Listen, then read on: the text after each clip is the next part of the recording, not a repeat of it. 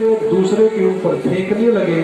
चतुः पंचावशी सना परीक्षित 4-5 लोग बचे, बाकी सब काल के गाल में समा गए। भगवान श्री कृष्ण ने दारुक नाम के सारथी को याद किया। दारुक, जाओ द्वारिका, आज के 7वें दिन द्वारिका जलमग्न हो जाएगी, जितना जल्दी हो सके सब लोग बाहर हो जाए।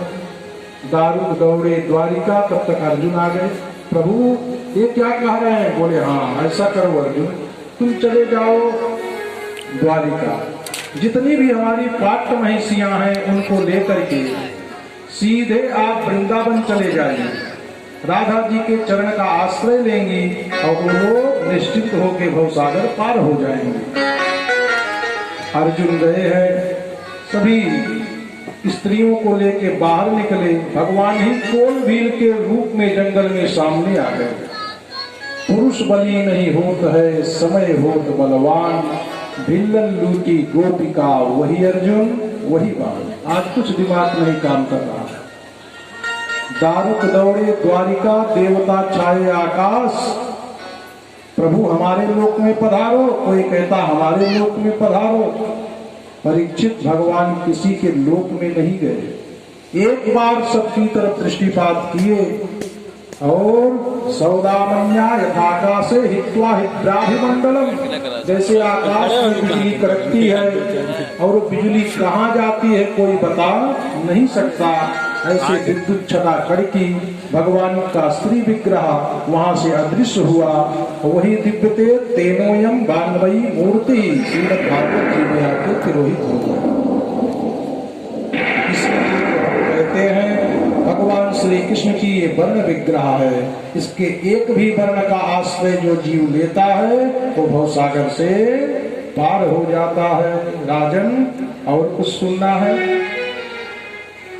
परीक्षित ने कहा अरे प्रभु आपने तो सब कुछ सुना दिया, राजन अगर कुछ जानना चाहते हो सो बताओ।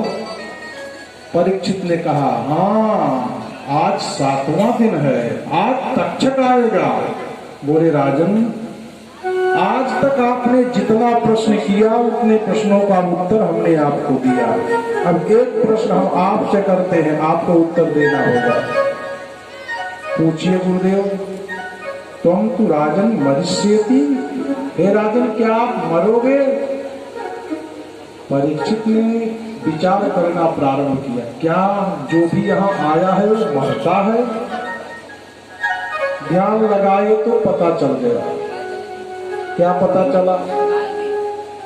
शरद पूर्णिमा की रात्रि है, शरद पूर्णिमा की रात्रि है। अनगिनत कलशों में हम आप जल भर करके रख दें, जिस भी कलश को हम आप ध्यान से देखेंगे उसमें चंद्रमा की का दृश्य दिखाई पड़ेगा। दिखाई पड़ेगा कि नहीं? घटा बना तो घटाकाश प्रकट हो गया, क्या चंद्रमा उस घट में आ गया? नहीं, वो तो केवल बिंब मात्र है। ऐसे ही यह जीव है, ऐसे ही यह जीव है, ईश्वर का अंश है, बिंब मात्र है। यहाँ पर जो दृष्टिगोचर हो रहा है वास्तव में इसका वास्तविक स्वरूप तो वही है। यह दिव्य ज्ञान श्री सुखदेव जी महाराज ने परीक्षित को दिया। यह तन काचा कुंभ है, ठीक उन्हीं घड़ों के समान है। यह तन काचा कुंभ है, लिया फिरे हम साथ, झटका लागा फूट गया कछु न आया। परीक्षित जी हाथ जोड़ करके कहते हैं सिद्धोस्मि अनुग्रहीतोस्मि, आपकी अनुग्रह से मैं सिद्ध हो गया। और जो प्रश्न हो सो कहो राजन। कहते हैं प्रभु बस आपका पूजन कर लें, इसके अतिरिक्त और कुछ इच्छा शेष नहीं है। फिर क्या था? अब हमारे मनोज भैया बताएंगे कि सुखदेव जी के जाने से पहले कैसे उनका पूजन हुआ है।